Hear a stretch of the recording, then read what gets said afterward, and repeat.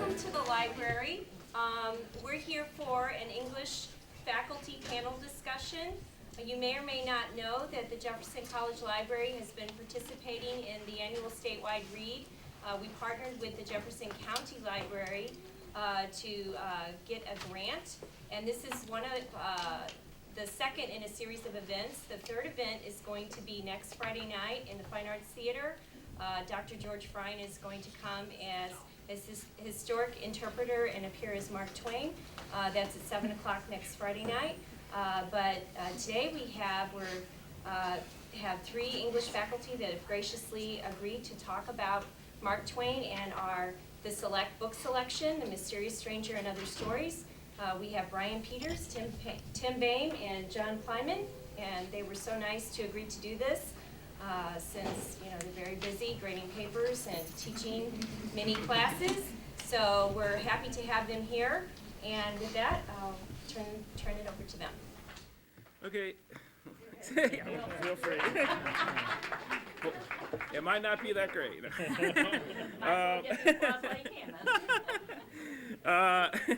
Well, first I wanted to make a couple of announcements. First, some of my students dropped out, so I have extra copies of Mark Twain and The Mysterious Stranger and Other Stories. Again, if you want a copy afterwards, just, there they are.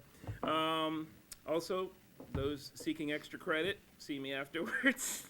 Sign my little tablet here. And what I'm going to do first is give a kind of prologue to the overall panel itself and respond to our somewhat whimsical title.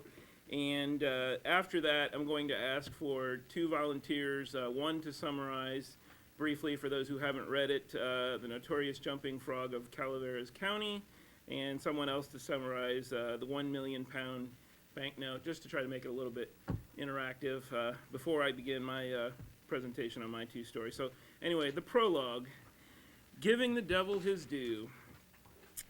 20 cheap cigars and Satan by my side. What the hell does that mean? Well, to be honest, John Pleimann came up with that title for our panel based on something he heard on NPR about Twain's claim that he smoked 20 cheap cigars a day. And really, I just thought it sounded cool. So I have nothing to say about cheap cigars, except that I enjoy them, though 20 a day seems a bit much. However, as I taught this collection of Twain short stories to my Comp 2 classes, I noticed that there is a kind of satanic figure in each story. And in the title story of the collection, there actually is a character named Satan. Of course, the Christian concept of the devil, or Satan, defines him merely as pure evil, a foil to God. But anthropologist Grace Keyes has suggested that Satan may have been derived in part from the trickster figure in many cultures.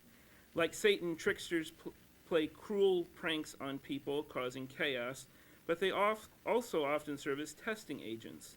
Once order is restored in trickster narratives, those who have been tricked or tested often come out gaining some self-knowledge from the ordeal, and sometimes material blessings as well. We can see this in the Old Testament book of Job. Even though Satan basically declares war on God's most faithful servant, he still has to work within the parameters established by God. In fact, he has to schedule a meeting with God and get formal approval every time he wants to escalate the campaign against Job.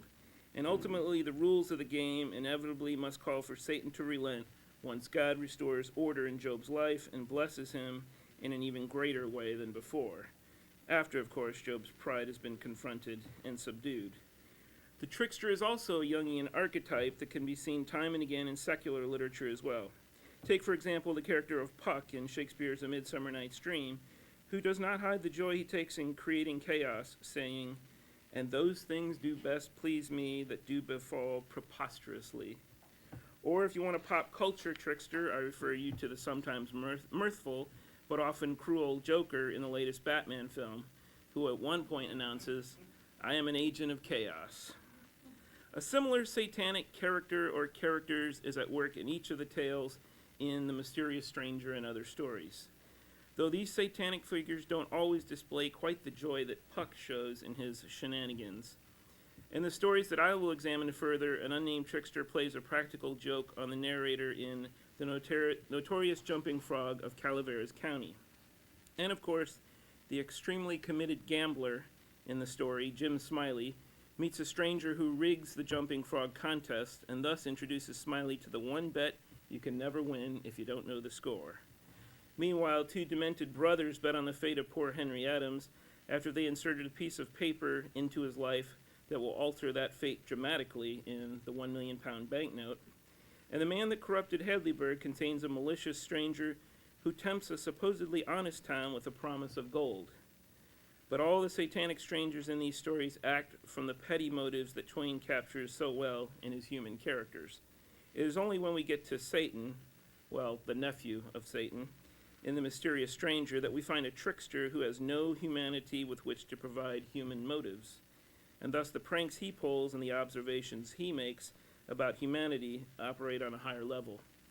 Furthermore, as Maxwell Geismar points out, quote, we should notice Clemens' own pleasure and identification with this Satan, the master magician whose creation and destruction of human life is so casual, sadistic, good-humored, and ironical.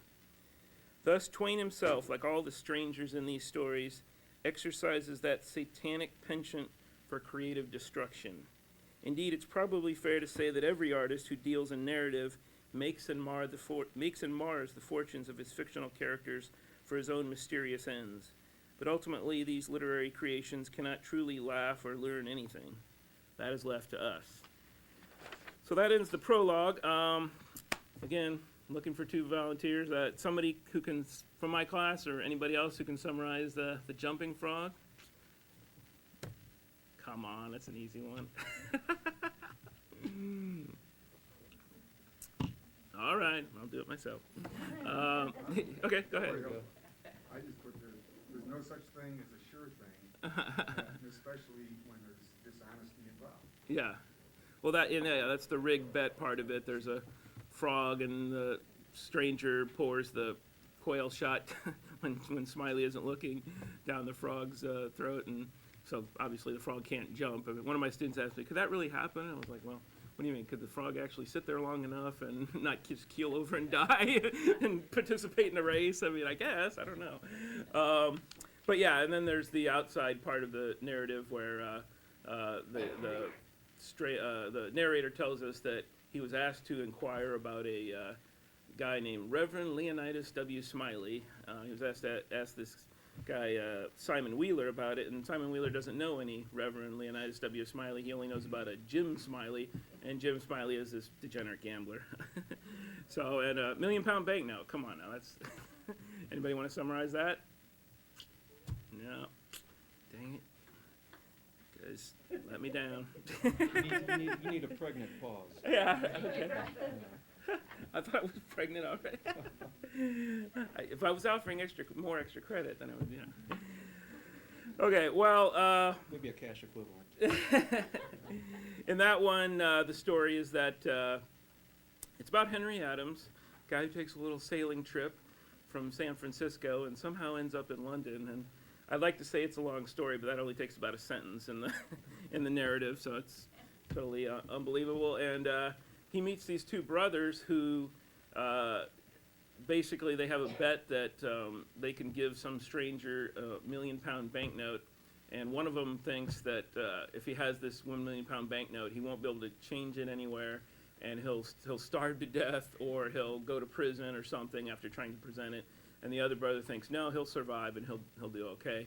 So that's the big bet, and at the end he does come back with the note, and he has done okay, made money and everything, and there's some subplot where he meets this woman, and she actually turns out to be the stepdaughter of one of the brothers. It's very convoluted, but he falls in love and gets the money at the end. Happy ending. So anyway, so my presentation on these two stories is called Mark Twain and Two Short Stories Walk into a Bar.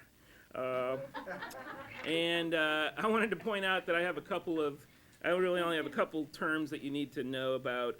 I use a certain pop culture slang term for being tricked. You'll know it when you hear it, but I don't want to, reveal it right now. And then I use the term frame, which basically means in Jumping Frog that outside part of the story where the narrator is saying, I was asked to go inquire about that, and then it comes back to him at the end after Smiley's done talking. Wheeler's done talking. He says, I just got out of there as quickly as I could, once the story's interrupted. That's the frame in that story. Also, Sam Clemens, in case you don't know, is Mark Twain's real name. And if you get bored halfway through, just remember, there's a Star Wars reference at the end, so it's something to look forward to. And I begin with two quotes here. To string incongruities and absurdities together in a wondering and sometimes purposeless way and seem innocently aware that they are absurdities is the basis of the American art. Mark Twain. You just got punked, Ashton Kutcher. Few famous literary writers of the dead white guy canon are known for being funny, but Mark Twain is certainly a member of that exclusive country club. Imagine hearing this question during the fast money round of Family Feud. Name a famous American writer known for being funny. Whose name but Twain's could come first? Dave Barry's? Twain draws from the same bag of tricks that every comedian has. Incongruity, repetition, slapstick, and language play. But in the notorious Jumping Frog of Calaveras County, Jumping Frog hereafter, and the 1 million pound banknote hereafter, we find a brand of narrative humor that is particularly cheeky, the telling of tales which contain many jokes while also serving as jokes on the reader. Of course, I have to begin these observations with the acknowledgement that I'm playing the fool somewhat by bringing serious analysis to bear on stories that I just said were a joke. Still, there should be a space in critical commentary for acknowledging that feeling we've all had when reading, quote, important literature. It's a difficult feeling to describe, but to my mind it is most easily accessed by reading Jean-Paul Sartre's Nausea. And you might want to learn French first to get the full effect here. Read it in the original. But you are told by your teacher, in my case, Clarice Zimra, that this is an influential existential work. But when you're reading a book where the narrator is freaked out by a pebble or talks about how much he hates his hand, you might begin to wonder what Sartre was trying to accomplish with the novel. You may even ask yourself, is this guy trying to screw with me? You might also ask yourself, how do I work this? So let's take a look at the stories at hand and add up the evidence that Twain is using Jumping Frog and Banknote to screw with the reader. With Jumping Frog, the idea of practical joking is brought up right at the beginning, as the narrator tells us that the story we are about to experience grew out of a practical joke played on him by an unnamed friend from the East. As practical jokes go, this one seems bizarre and pointless. The narrator is dispatched to find, quote, good-natured, garrulous old Simon Wheeler, to inquire after a Reverend Leonidas W. Smiley, the supposed boyhead friend of the narrator's friend. Right away, though, the details of Jumping Frog start to evaporate. As the narrator tells us, there is no boyhood friend, and there is no Reverend Smiley. So what's the joke here? We can't say for sure because, as with some other Twain short stories, particularly in this collection, seemingly important details are deliberately left out of the narrative.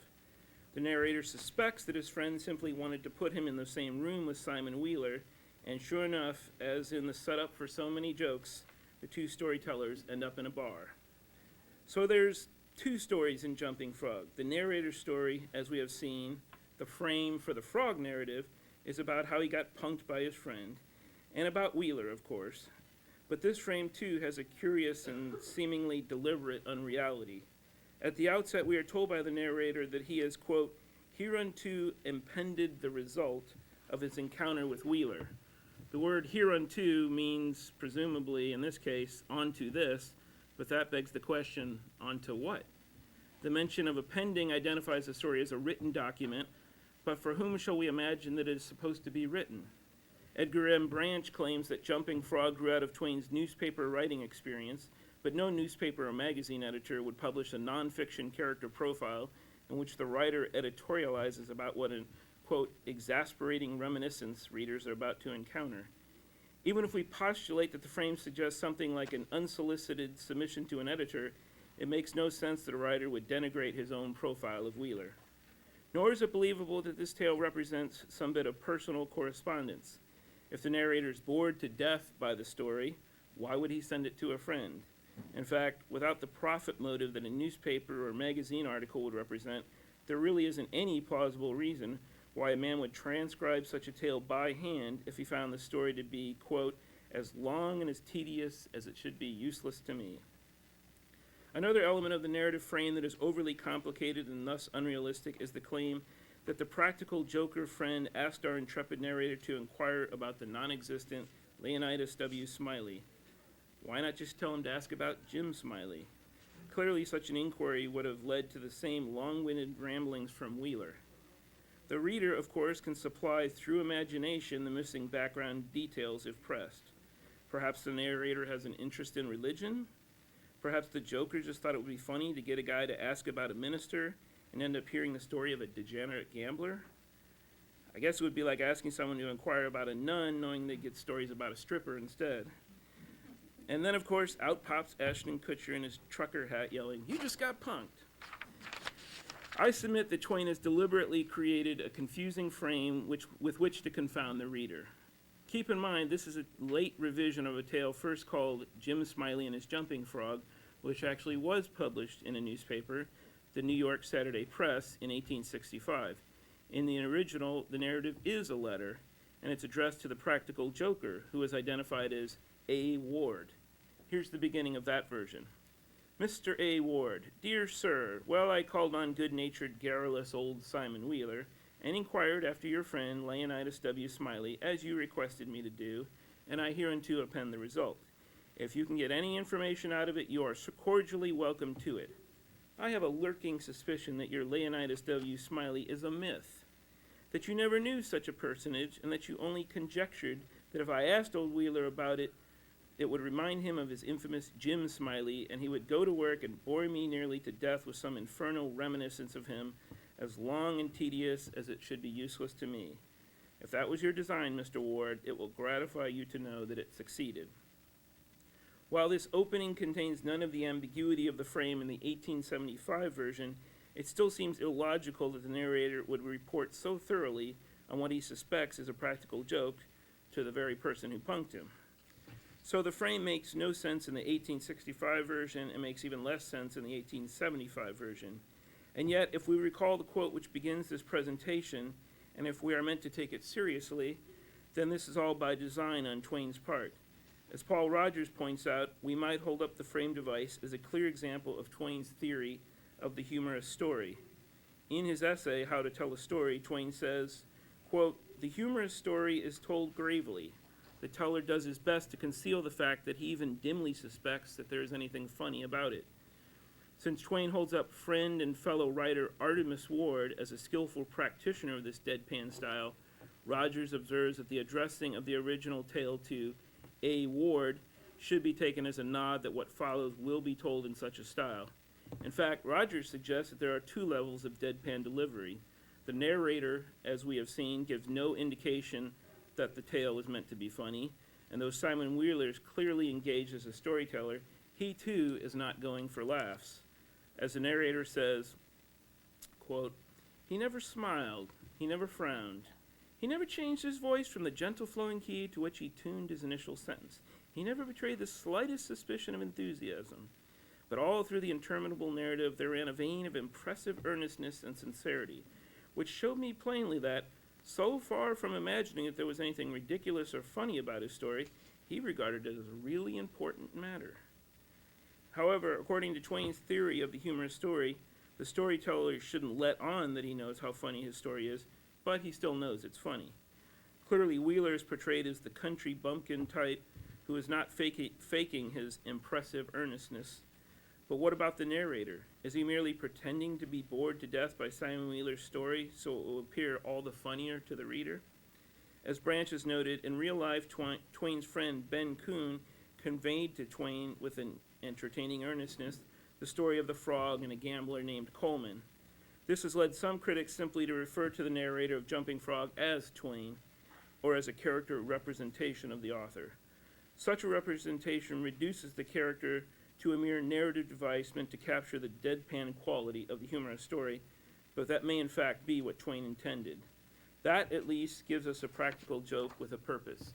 To use Twain's terms, the wandering and purposeless frame of Jumping Frog is used so that we will find the incongruities and absurdities of the tale all the more humorous.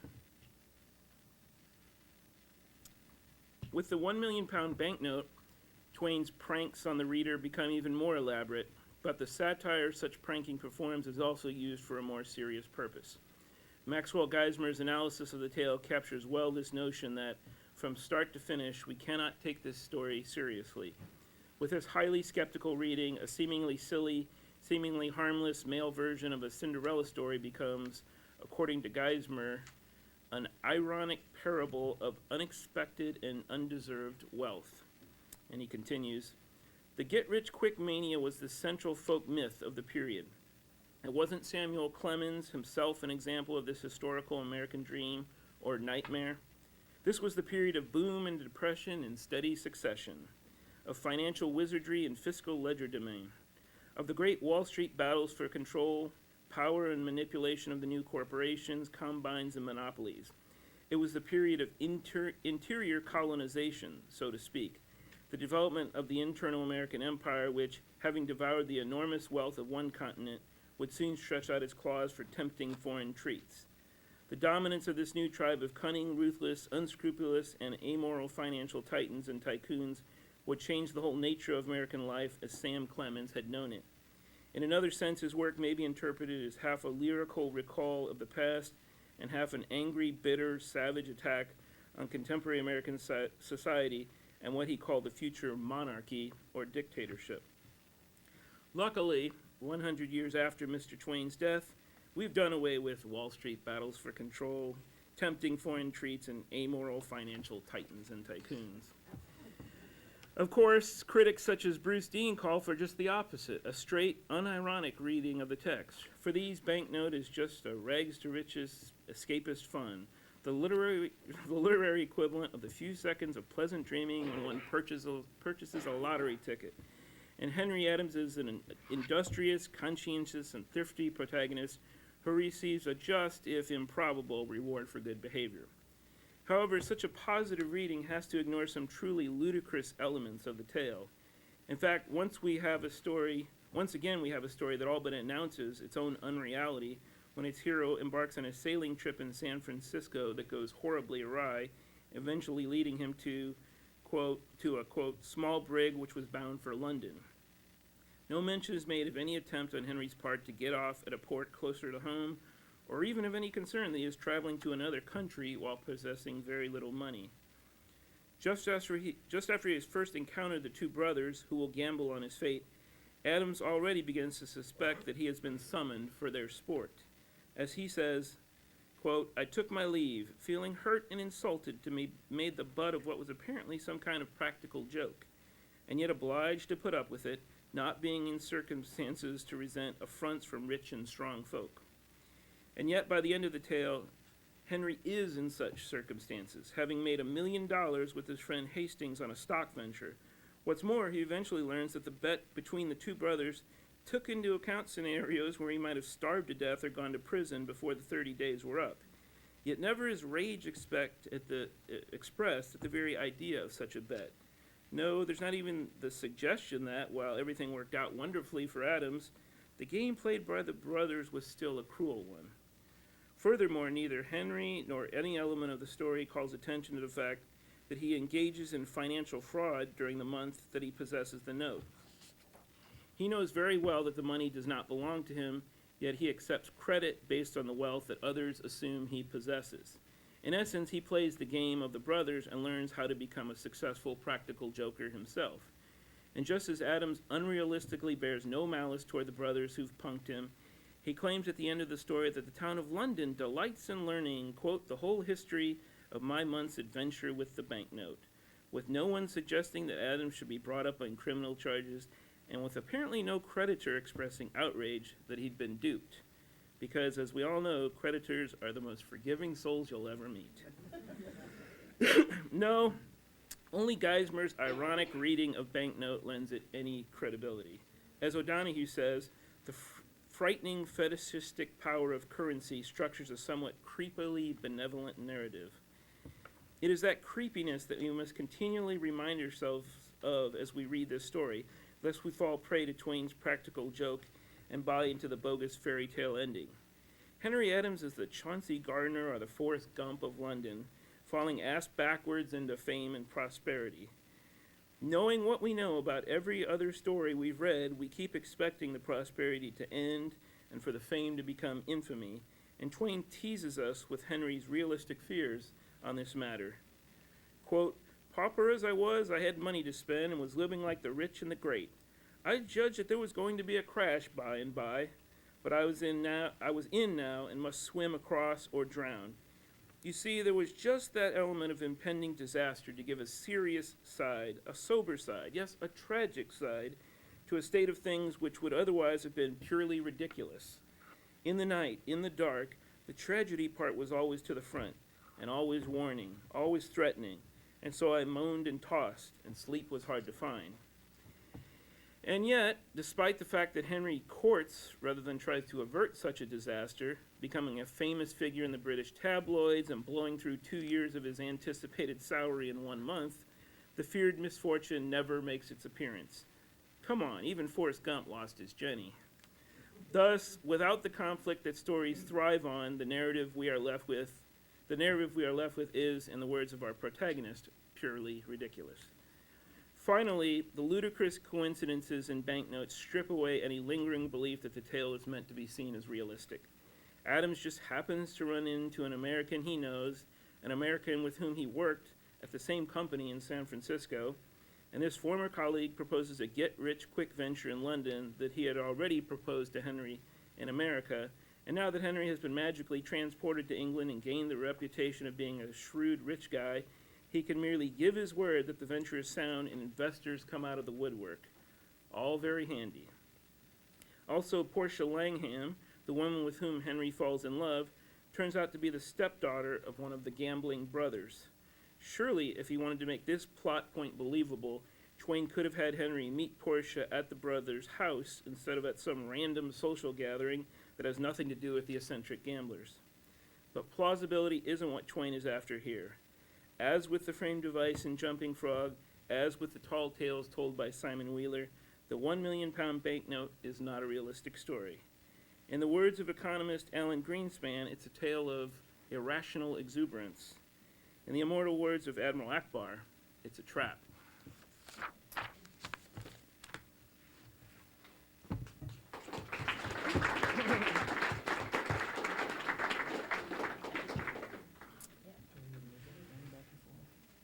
No, I don't think so.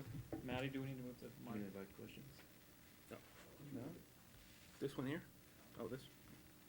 Are you next, or you? I think Johnny should finish. Oh, okay. There you go. Tenured faculty be the brackets. So you can forget everything the junior faculty says. What I'm going to do is considerably different than Tim. I'll give you a brief overview of the story very quickly, and I'm going to move into a literary review, so I'll be talking more about scholarship about the actual work rather than the work itself. So The Man That Corrupted Hadleyburg is simply about a man who got wronged by a town that thinks it is flawless and is perfectly moral. The town prides itself on never telling lies and always doing good.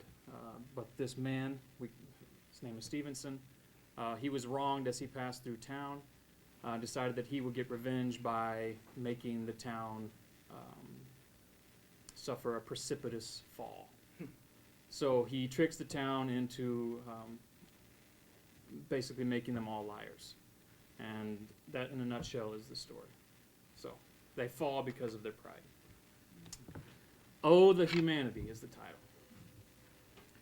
Folks like Tim, John, and me spend many hours poring over books and stories and poems in search of answers. So much of what we do when we write and when we teach involves a close look at the elements of literature. We often ask ourselves, what, if anything, does this mean? Why should we care? What can we learn from all this nonsense? And I'm thinking of Beckett here. And we try to get our students to make the same kinds of moves, ask the same kinds of questions. To be sure, this is probably the most difficult task in teaching literature. It's one thing to understand the basics of fiction, plot, character, figurative language, but it's quite another thing to understand what the author is trying to accomplish. If we're to see literature in one of two ways, as David Richter would have it, we must consider fiction either mimetic or didactic. Fiction either reflects the world in hopes of eliciting the proper emotional response, which is mimetic, or it reflects the world in hopes of, it reflects the world for the sake of altering the audience's attitude toward the world at large. That's didactic. But more on this later. When Tim asked me to join this project, I went into it thinking that it would be easy. That if anyone is going to be clear with his message, it's going to be marked no phony baloney Twain. Still, as I often do when encountering a new text, I thought it would be worthwhile to do a literary review of Twain's The Man That Corrupted Hadleyburg. I suspected I'd have fun reading about Hadleyburg. I had no idea how much fun I'd have reading about what others had to say about Hadleyburg. Some scholars, Earl Bryan, Henry Rule, Stanley Broadwin, and that list goes on, have taken pains to elucidate an argument that Hadleyburg is a fortunate fall parable, that somehow the people of Hadleyburg experience a rebirth after succumbing to temptation. One major problem with the people of Hadleyburg is that they see virtue not as an end in itself, but as a source of collective pride. This pride, of course, is precisely what leads to the town's precipitous fall. It's no coincidence either, according to these scholars, that the Rogers family stands in as a contemporary Adam and Eve, and that the stranger, Stevenson, stands in as a satanic figure in this Twainian Garden of Eden. For example, there are multiple references to a fall, and these all have to do with Richards, the most explicit being, quote-unquote, Richards fell, dash. It's a joke, obviously, that Twain's trying to play. There are multiple references to Stephen as a satanic figure. Quote, you will never see the checks again. They are destroyed. They came from Satan. I saw the hell brand on them, and I knew they were sent to betray me to sin. And further, Stevenson's Satan has one of the most revealing bits of dialogue. I wanted to damage every man in the place and every woman, and not in their bodies or in their estate, but in their vanity, the place where feeble and foolish people are most vulnerable. Why, you simple creatures, the weakest of all weak things is a virtue which has not been tested in the fire. Okay, so you can see where these scholars are coming from. Clearly, it's about Satan, right? Here, as some scholars claim, is Satan at his finest, but it's the Satan that Twain believed was underrated. That is, the Satan that wants to challenge believers to test their mettle. Think here about the Satan that tempts Job. Tim mentioned that earlier. Of course, Satan's original downfall was his pride, an irony not lost on Twain when he created the Hadleyburgians. The folks of Hadleyburg are doomed from the beginning because Twain doesn't want them to succeed. In fact, according to Gary Sloan, Twain had a lifelong empathy for Satan, with whom he came to identify. He was on the side of the devil and knew it. He thought that Christians unfairly stigmatized and suppressed Satan, not letting him tell his story. Twain considered Lucifer, Satan, morally superior to Jehovah and Jesus Christ. As Twain grew older, he became thoroughly disillusioned with the damned human race. For himself, he abandoned all hope of any secular salvation predicated on belief in human goodness. His brooding anguish as intermitted only when he was writing. From here, Sloane's argument drifts a bit too far away to the land of still makes sense, but Sloane's explanation of Twain's admiration of Satan is helpful nevertheless. Twain recognized early in his career that many of his countrymen had a predilection for avarice and greed and pride, despite their Christian ethos. In the character of Satan, Twain found a means of exposing much of the hypocrisy he believed to be rampant in America.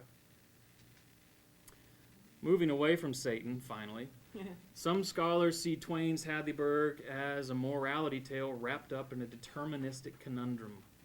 Clinton Burns is worth quoting at length here. The Man That Corrupted Hadleyburg is therefore neither as inconsistent nor as pessimistic as it is usually considered. And by the way, The Man Who Corrupted Hadleyburg is generally known as his best short story. In fact, it's a strange sort of irony that his best short story is the one that has the least amount of comedy in it. You know, because he's usually known for his comedy. In any case, he's received a lot of criticism simply because of its status as the best short story he ever wrote. In any case, in it are reflected the major aspects of Twain's conflicting moral thought. Moral values as abstract, moral values as empirical, conscience as the reflector of moral values, conscience as the amoral emotion of self-approval. And just listen to this quotation as it rambles on. It gets so far away from, the good stuff of Twain, which is, what's fun. But these conflicting ideas are reconciled by Twain's determinism into a formal and thematic unity which generates substantial beauty and power. If Twain shows man as a deterministic creature driven by vanity and greed, he also shows that this is neither the complete nor the final answer to the question of man, that the experience of living can determine man to his salvation as well as to his perdition. Stanley Broadwin, too, points to a determinism in Twain's work. Stevenson is, so to speak, a psychological determinist capable of creating a situation in which people can be emotionally manipulated toward his desired end. Stevenson emerges in part as a demonic mask for for Twain's own obsession with guilt, turned here to a destructive rather than creative purpose. This guilt is something I would argue informs much of Hadleyburg, precisely because of Twain's struggles in the 1890s. The years leading up to the publication of Hadleyburg were fraught with failed business investments, that cunning devil, the typesetting machine, which you can see on display at the Mark Twain House in Hartford. He spent well over $100,000 trying to get that off the ground and failed. And it put him in debt.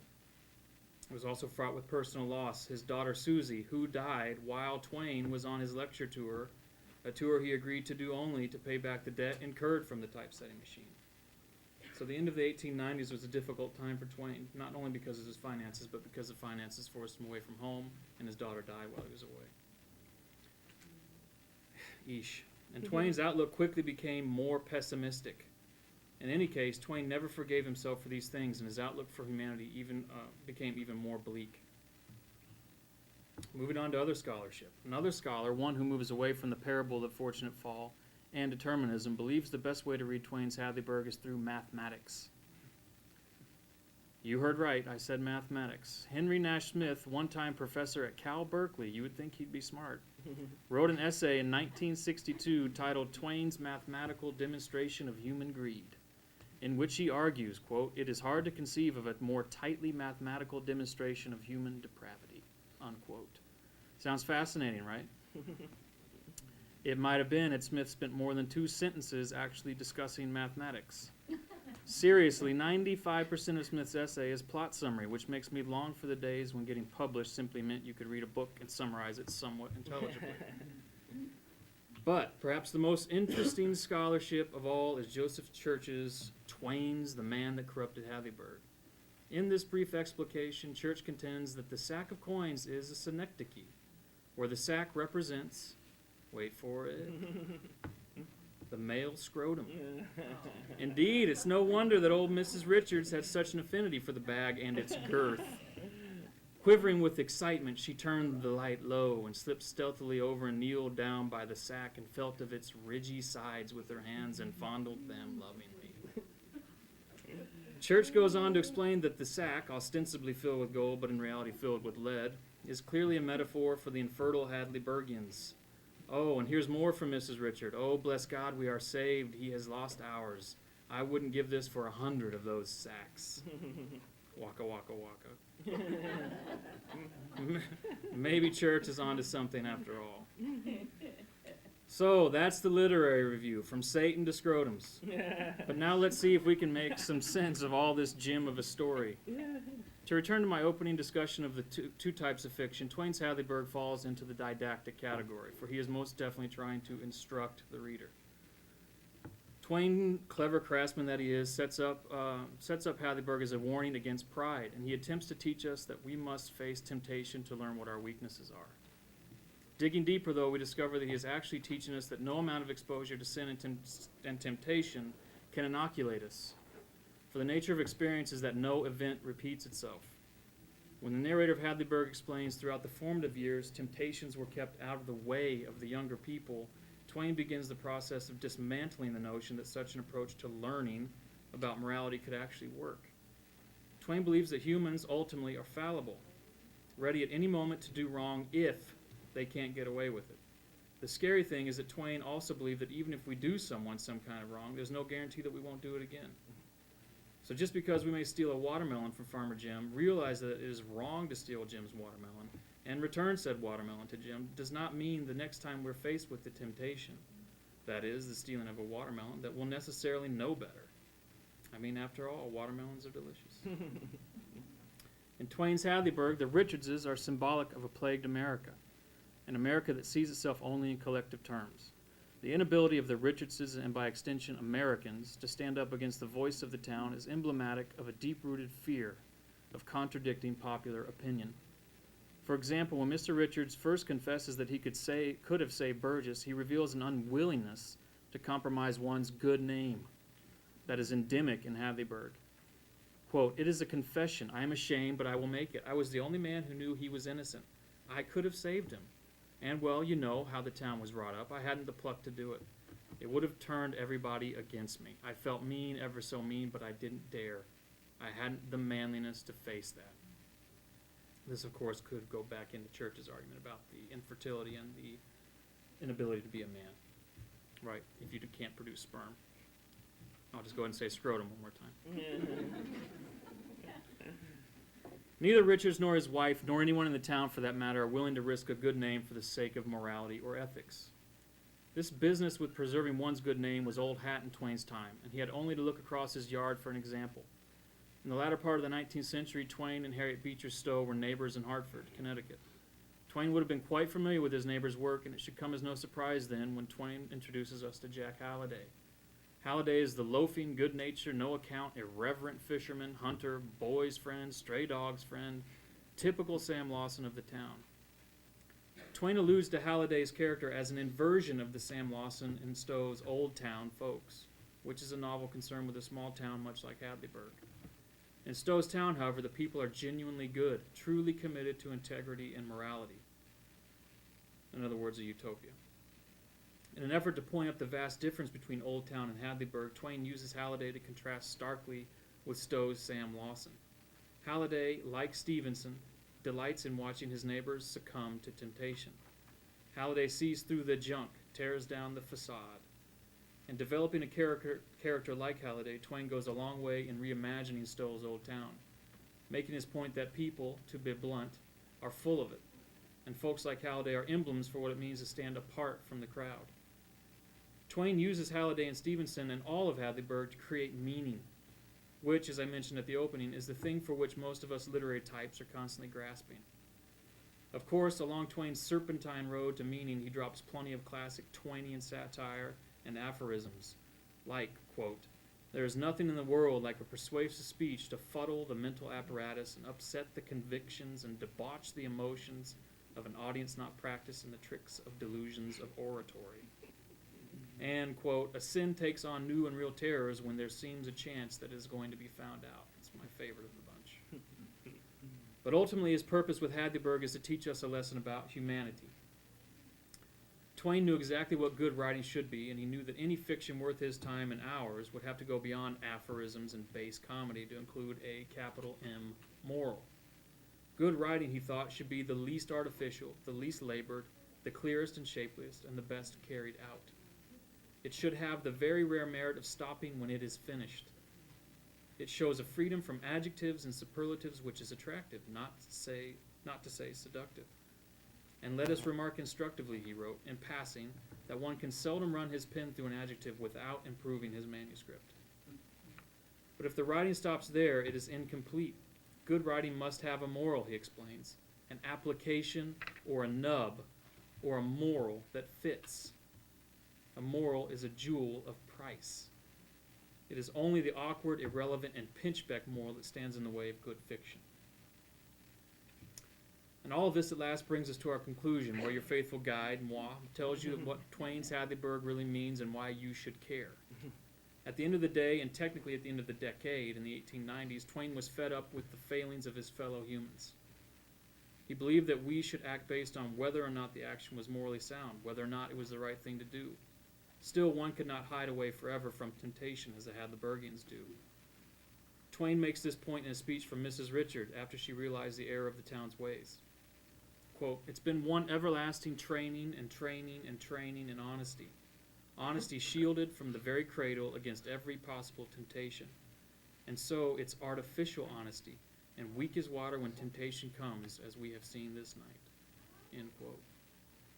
In Hadleyburg, Twain warns us that we must face temptation head on, that occasionally we must fail, and that we must learn from these mistakes if possible. Still, the risk is there that we will fail over and over. Whether we're tempted or not, we are always already in a state of failure. Even Richards' deathbed confession is no more than a last-ditch effort to save his behind. He's no more morally reformed than Tricky Dick Nixon, only looking for a way to save his good name after being caught red-handed. Instead of living like the folks in Hadleyburg, Twain wants us to act morally from the start, To do this, he says, we must move beyond the motivations of pride and vanity. To quote one of Twain's famous aphorisms, be careless in your dress if you will, but keep a tidy soul. Or, quote, do the right thing, it will gratify some people and astonish the rest. Quote, or, when in doubt, tell the truth.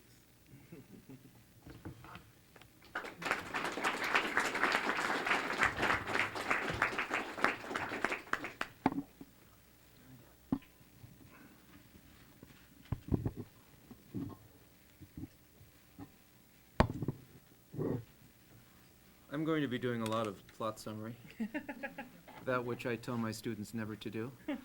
I've got the longest piece, the most ambiguous piece, the most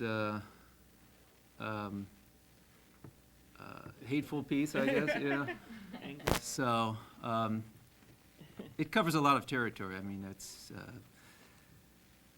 Satan at his supernatural best, taking somebody on a tour of the world through all time. So, covers a lot of territory, a lot of incidents. So I thought it would be best to give you the plot summary, and then maybe just ask a lot of questions at the end, which I don't expect you to answer, although if you do, one of those books is yours. It's a very ambiguous story / novella. Again, it was unfinished, and his literary executor cobbled together various versions, and the ending doesn't seem Twain to me, which could explain that it's not. So anyway, it's a highly provocative piece, and I'm sure some of you will be offended, and some of you will feel confirmed in your suspicion of religion and how religion is used and abused.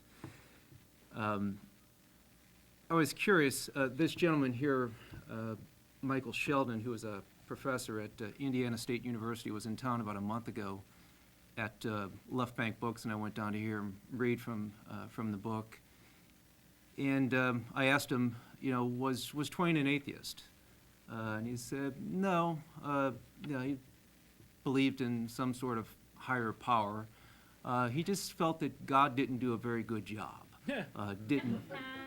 Didn't get it right, I mean, he's got mountains all over the world, why didn't he keep them together in one place, tidy things up a little bit.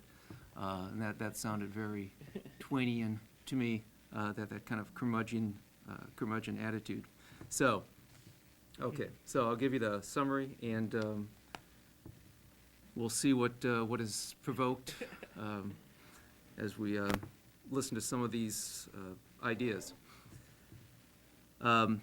6 years after Twain's death, Mysterious Stranger was published by his, again, literary executor, Albert Bigelow Paine. As one of Twain's last works, it seems to reflect his despair over the death of his wife and daughter, his bankruptcy, and his own ill health. The story is set in Eseldorf, Austria, in 1590. The narrator is Theodor Fischer, a young boy who describes Eseldorf in Edenic terms and seems to lead the charmed life of a young boy with his two dear friends, Nicholas and Seppi. School is not stressed because, as Theodore says, mainly we were trained to be good Christians, but they were not required to know much because knowledge was not good for the common people. There are two priests in the story, Father Adolf and Father Peter. Adolf, we learn, has no fear of the devil, and even engaged him in a quarrel in his study, during which Adolf threw a bottle at the devil, which left a stain upon the wall. The stain is still there, so it must be true. Here's Twain sneaking up on you with, trying to get you to see how we construct our logic.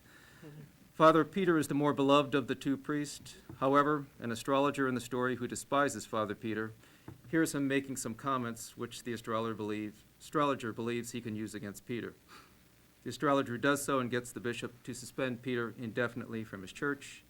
Peter's 18-year-old niece, Margette, is deeply upset, and because her reputation is tainted, as well as her uncle's, she loses her music students, and the two must live impoverished, even being threatened with foreclosure on their home. After this, we see the three boys together in the woods where they meet Satan, who is actually the nephew of Satan. As if you didn't know, Satan had nephews. He astonishes the boys with his supernatural powers. In fact, he can create people and animals out of clay and dirt. But he also kills these beings shortly after he creates them, not out of anger or hatred, but just because. We find out that he, the nephew of Satan, is 16,000 years old, and that the fall of man took place 8,000 years ago. Only his uncle, Uncle Satan, is capable of sin. He and his relatives are incapable of it. After explaining this to the boys, he crushes to death some more of the people he has created, which include angels and a priest. He then tells the boys they should refer to him as Philip Traum in public. He also explains that man is afflicted with the moral sense, which is the source of all his afflictions. The boys later ask Father Peter about the moral sense, and he explains that this is what separates us from the beast. Next, Father Peter loses his wallet on a path only to find it later filled with money. The astrologer accuses him of stealing the money from him, and Father Peter goes to jail until his trial near the end of the story. In between these two major plot events, Satan is hell-bent on teaching the boys, especially the narrator, how illogical and disgusting humans are. One point Satan is intent on showing the narrator is that humans are brutal, not animals. In other words, animals are not brutal, people are brutes. The narrator watches as a young man accused of being a heretic is tortured by having splinters driven under his fingernails.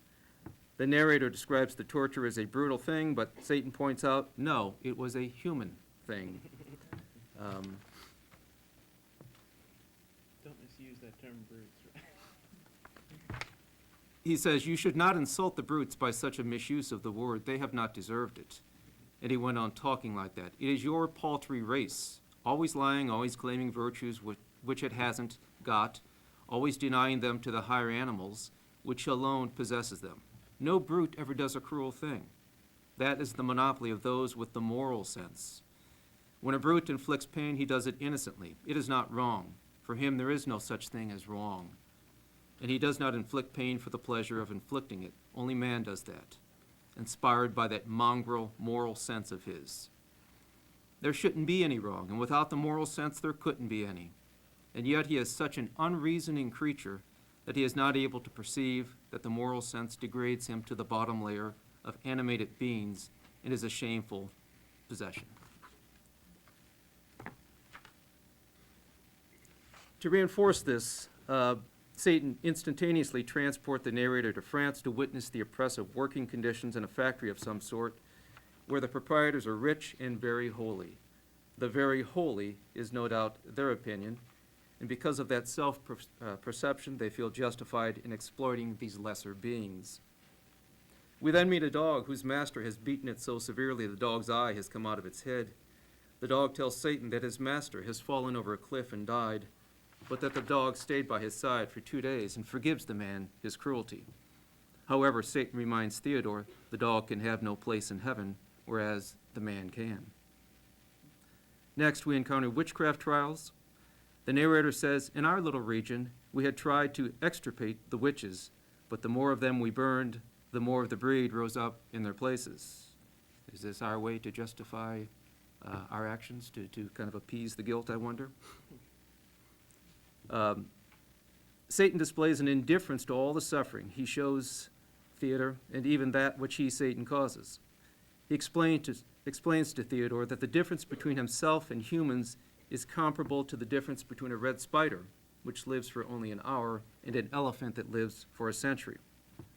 Why would the elephant have any interest in such an insignificant creature as the spider? You and I do not live in the same realm, Satan indicates. He can care only for his equals, other angels.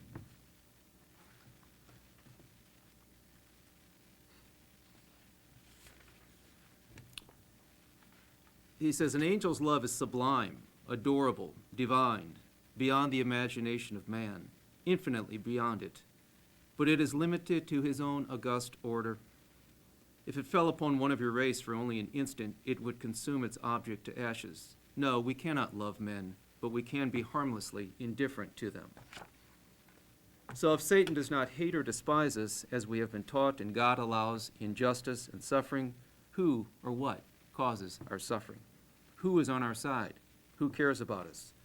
How does one find purpose in a life which seems to begin and end on a note of indifference without meaning? Satan takes Theodore on a tour of the history of the progress of the human race, where we see Abel getting his brains bashed out by his brother Cain. Then Caesar invades Britain to confer the blessings of civilization upon their widows and orphans, according to Satan. Then Christianity enters the picture with all of its horrible wars and slaughter. Satan, however, sees Christians as being the group who should be most proud, because they introduce guns, which are highly efficient killing machines, and, since the history of humanity seems to be centered on who can kill the most people and thus dominate, Christians have the right to be most proud of their accomplishments. What's the end result? A zero-sum game. The only people who win are a few monarchs and nobilities who despise the common people. One person caves into the demands of a warmongering monarch, and soon the majority follows his lead. The first man was a hypocrite and a coward, qualities which have not yet failed in his line. It is the foundation upon which all civilizations have been built. After this global tour, Satan and Theodore find another mob hunting witches. They find a woman who cures people by bathing them and feeding them instead of bleeding and purging them. Clearly, she is of the devil. They hang her, and people begin to throw stones at her body, including Theodore.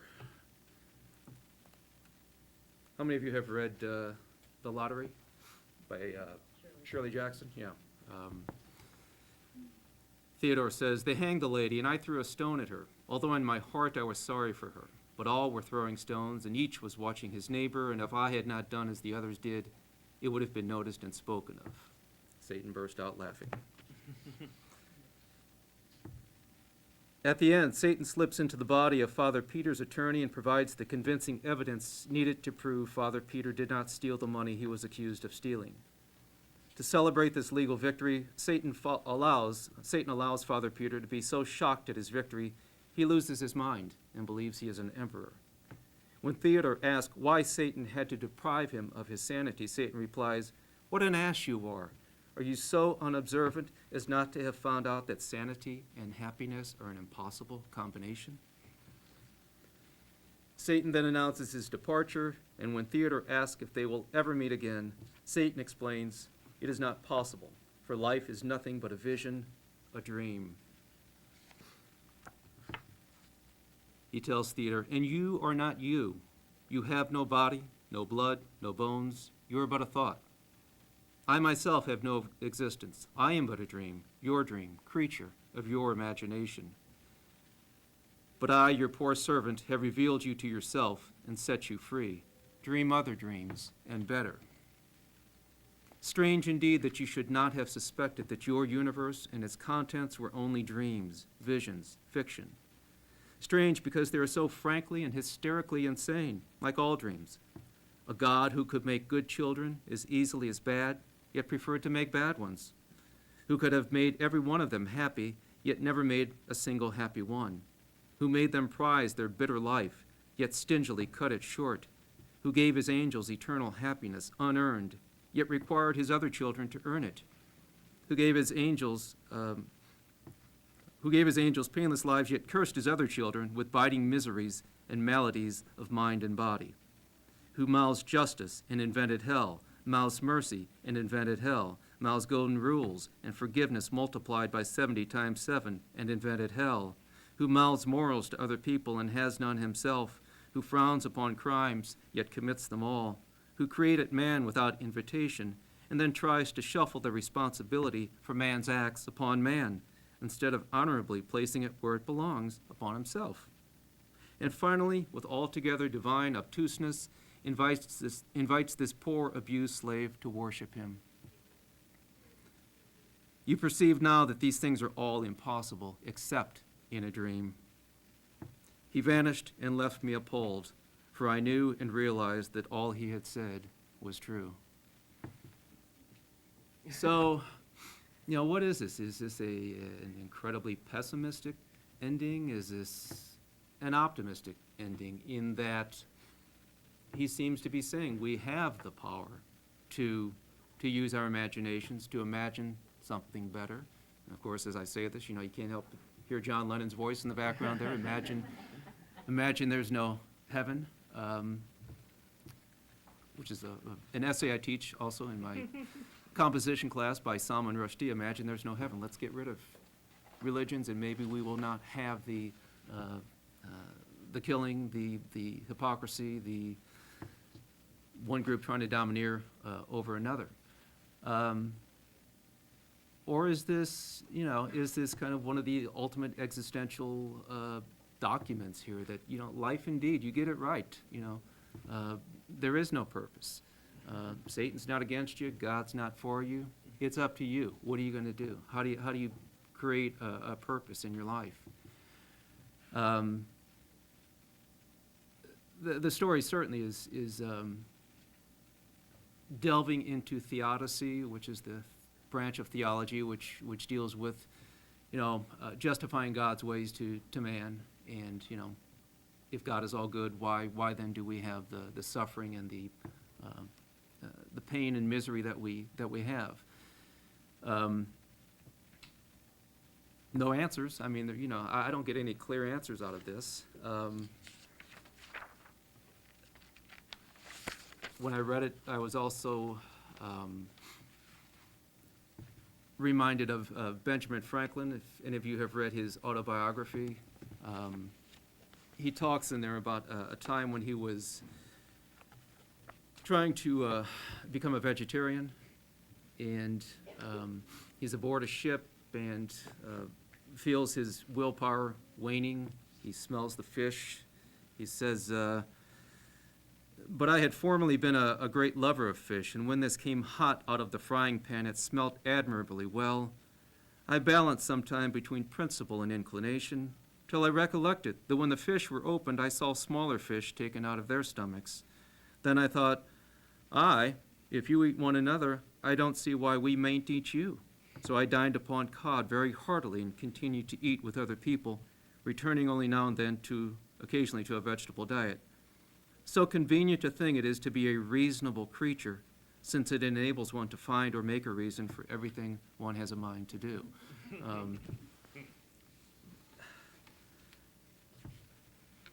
His comment about the minority ruling the majority, how it is that we do seem to be in the hands of a few people, a few very powerful people, and how it is that it just takes one person to cave into that person, and pretty soon we're all kind of looking over our shoulder to see, who else is caving in, and we don't want to be left out.